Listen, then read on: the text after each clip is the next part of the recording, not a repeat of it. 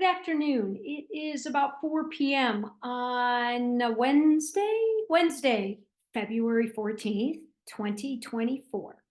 And I am about to record with Justin. Where to from here? I think this will be our fourth attempt at finding a decent flow with our new podcast.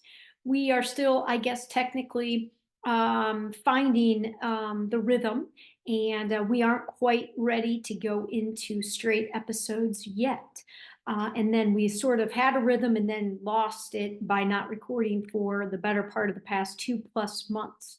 In any case, we find it interesting that the topic that we're approaching today has to do with masculine and feminine energy.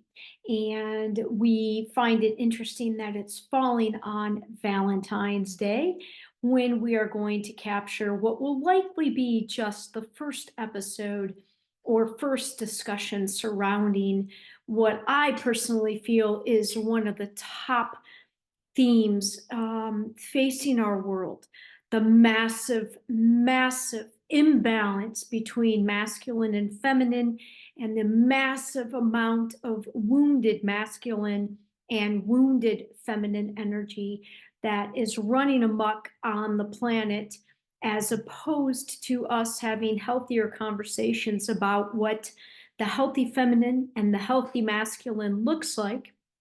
Additionally, realizing, accepting, understanding, and discussing that we all have all of these energies within us: healthy feminine, healthy masculine, wounded masculine. And we've been conditioned to believe that we need the other sex, the other gender, in our lives as partners in order to be complete and to be whole. And I believe, again, personally, that this has further convoluted an already very complex set of energies. I'm hopping on here individually before we do our collective podcast, simply because it has been a while since I've even captured a recording. I have been deep into individual work and work in my little world, with my book, with a new workshop. The next thing up is to revamp my website, which has been long overdue. And I do believe and sense and hope that once I have that piece in place, I will better be able to start recording and speaking more often, and honestly, more authentically than I've been willing to do in recent, I would say, up until this point. I have a great deal of authenticity when I speak and with who I am, but I also have been self-censoring for a good chunk of this life in order to not disrupt others around me.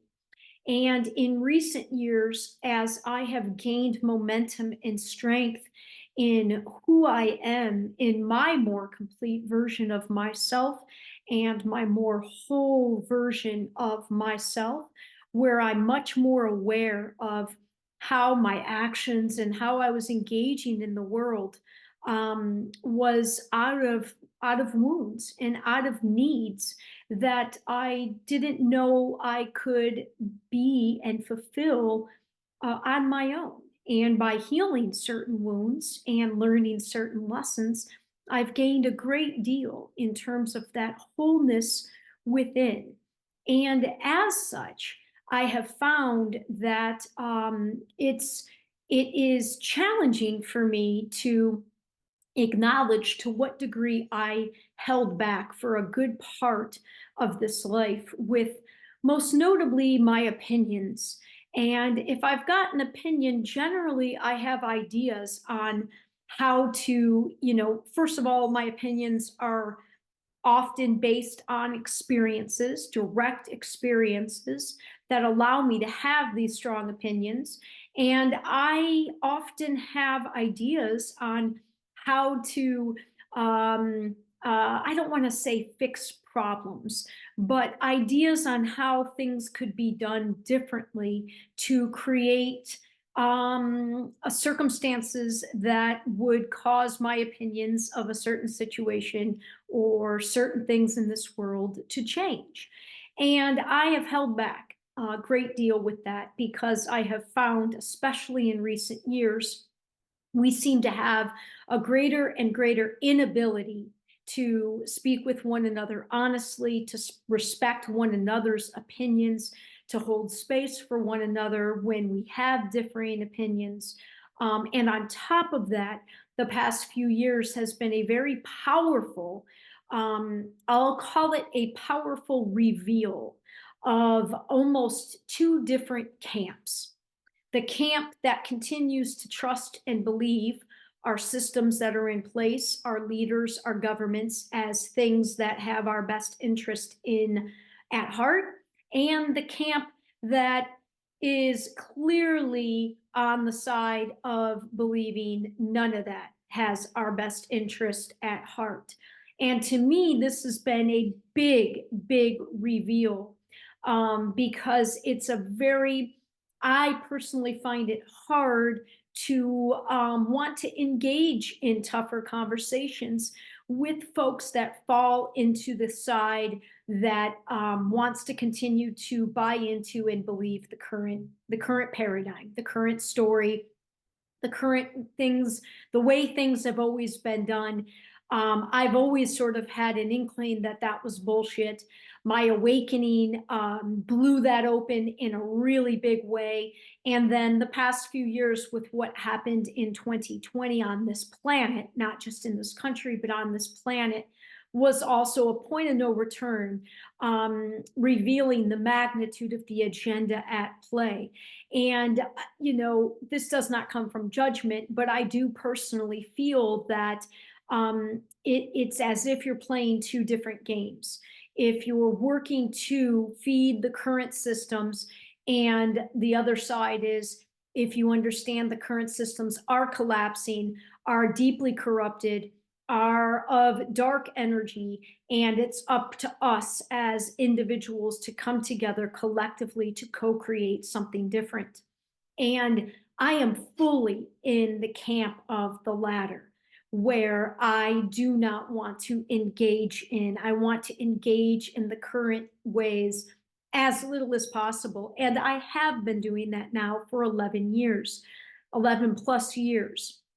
Now, it is impossible unless you want to go completely off the grid in the middle of the woods. It's, I'm going to say it's damn near impossible to completely check out of the existing systems. The goal for me has been to have as little connection and attachment to them as possible, while spending as much time as possible being the change and understanding that as this system is collapsing, there is a very real new way of existence that has long been in the process of being co-created in the unseen world, that is ready to emerge and take its place. And the past few years revealed to me it's go time. It is time like never before to feed that and to give this even less attention. So I share only because Justin and I happen to both fall on the side of understanding this is bullshit, it's collapsing, it's corrupted, and we call this the here, where we are in the here, and we refer to this as the there. Where to from here, and by here it implies that there is a there. And he and I believe and know that there is another way, that another way is possible, that another way is emerging. And even though we both have our respective feet in the here, because again, we need to in order to sustain ourselves as physical beings still in this realm, we also have a great awareness of that there's a there. And so I just wanted to get the juices flowing for myself again, since it's been so many months since he and I have recorded. And I also am working to get the juices flowing because a little over 2 years ago, I was intending to do a 28 days in a row of a series called Giving Myself Voice. I ended up doing 14 or 15 days because I got sick in the middle of it and never finished it up. And I believe there were energetic reasons why that happened, but suffice to say that I am feeling called and that it is not only needed, that is absolutely necessary for me to lay out another such series. This time, I will in advance lay out 28 words or themes to be talked about in relatively short videos. And the goal will be to do one every single day for 28 days. A lot of them will be tougher topics. A lot of them are going to be sort of the aforementioned lack of full authenticity that I have found myself struggling to step into for fear of disrupting and upsetting folks. I am intending to really fucking for real step into wholly who I am fully in this now moment. And that does mean giving a much bigger voice to much vaster, complicated, debatable, hard topics. It just means stepping into something and knowing that it will likely upset people or trigger people, and I cannot not speak because of that any longer.